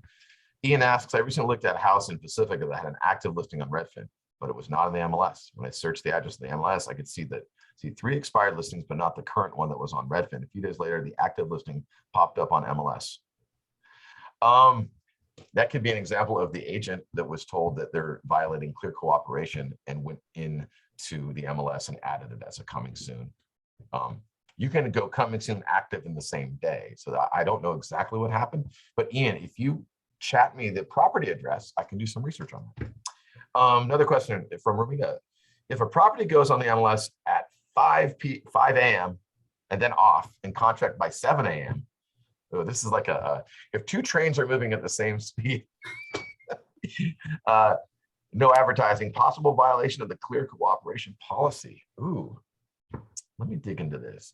MLS at 5 a.m. and then off in contract by 7 a.m. I mean, if no one catches it, no one catches it, right? It's like you can run the red light. Yeah. So. Just back to Ian's question. If you see agents see things like that, you see a property on a public website, but it's not on the MLS, let us know. Contact us at SFAR because we want to know about those things. If it's the agent that needs to be contacted, we'll contact the agent. But sometimes it is a data feed hiccup, and that's what we also want to fix. Yeah, totally. It's not. So the purpose of letting us know that it can even we get emails to our help desk all the time, and again, mls@sfrealtors.com. That'll be like, I don't know if this is a violation. I'm confused. I don't know. It's fine. It's better to let us know that you see something, and we'll do the investigation. Again, anonymously.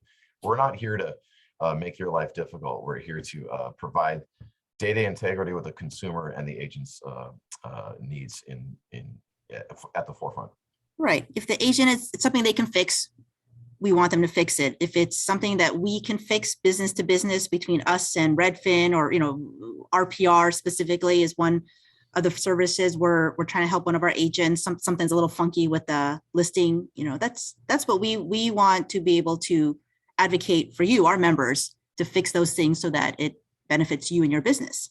Well, and for example, as agents are putting in listings, there's a couple of questions that are important, like you obviously want the most exposure for that listing as possible.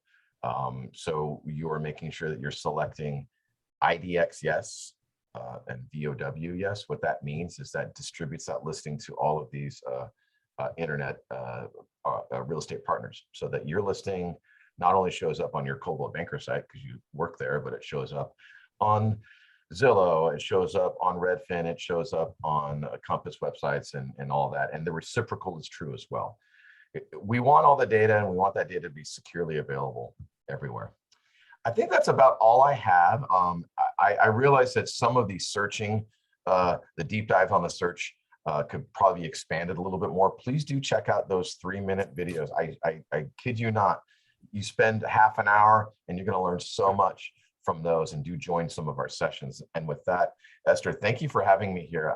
I hope I was able to provide some context in terms of the MLS. Yeah, it was great to have you here.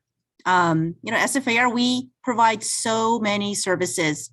We provide so many services that these classes can be very broad.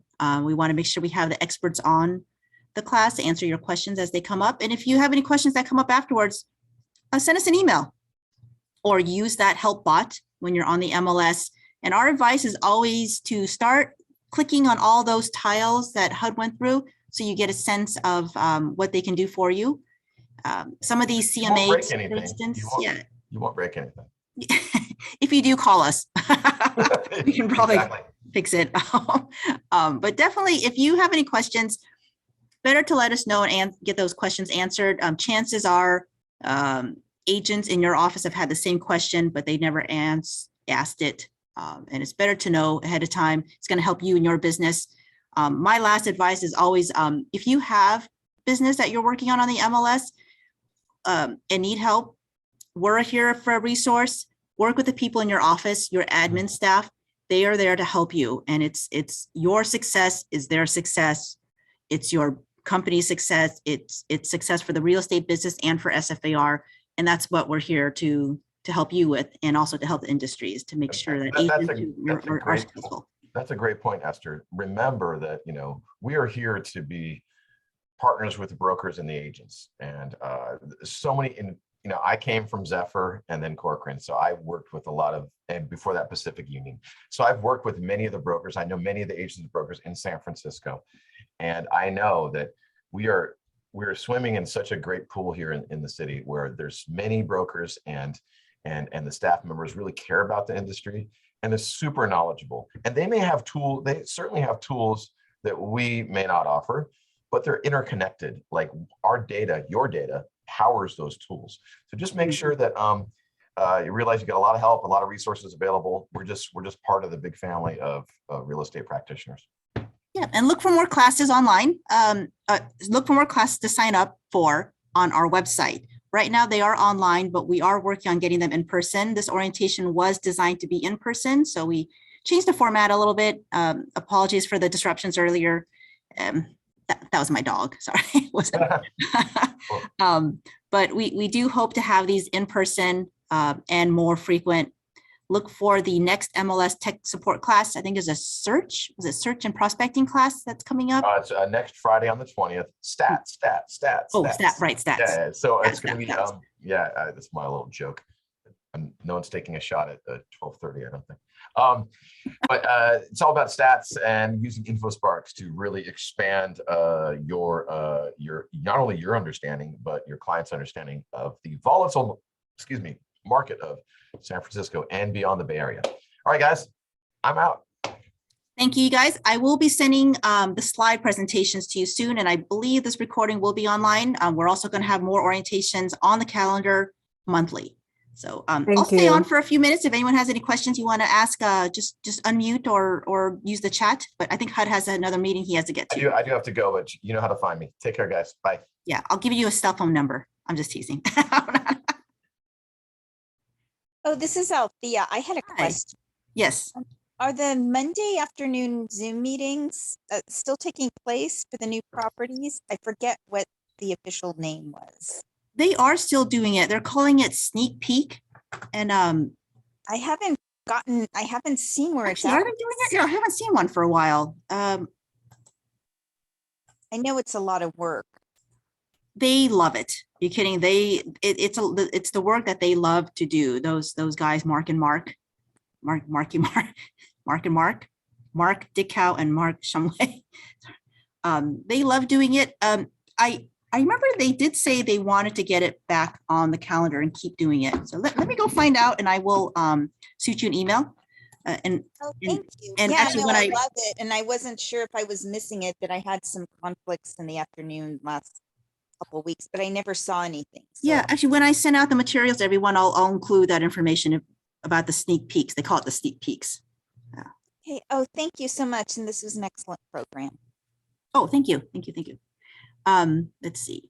Does SFAR membership cover the San Mateo, Burlingame, and Hillsborough arenas? So that's a little bit of a tricky question because the MLS data and the property search does cover those counties, and we try to separate our services so you understand what membership benefits and services come with your membership, but that the MLS tool, the marketplace where people list and post properties, is much broader, 26 counties in Northern California.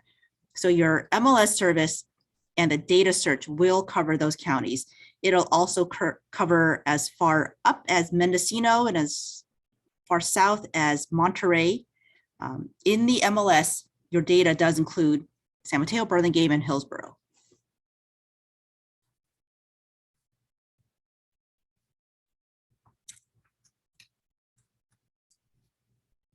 Oh, so sneak peek, we'll get that information to folks.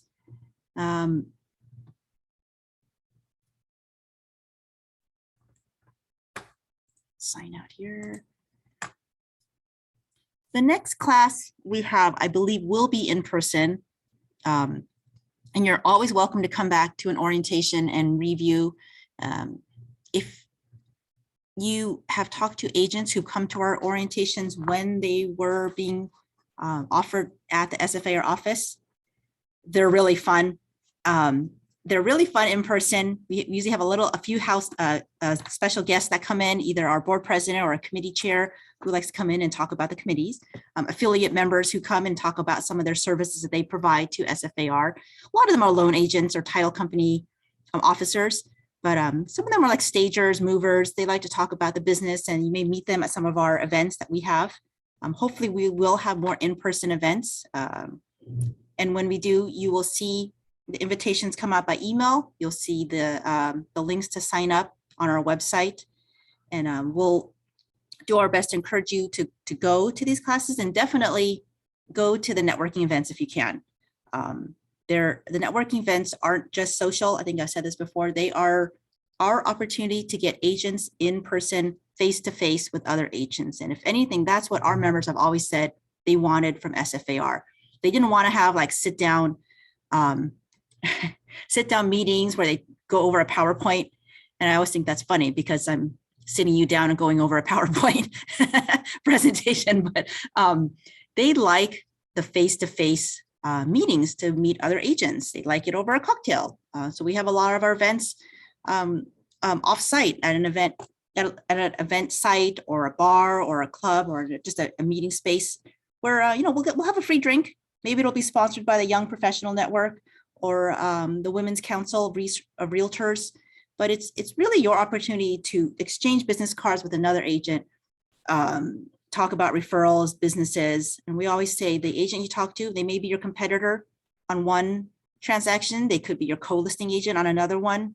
And that's very San Francisco to be that way. There's a real camaraderie and an exchange of information that they like to have. So I hope we see you at these events, and definitely sign up for more of these classes. I'm going to be signing off, but I will find out when the video will be available, and I'll include that when I send the slides to everybody. And thank you for signing up for this course, and drop us an email if you have any questions. membership@sfrealtors.com. Thank you.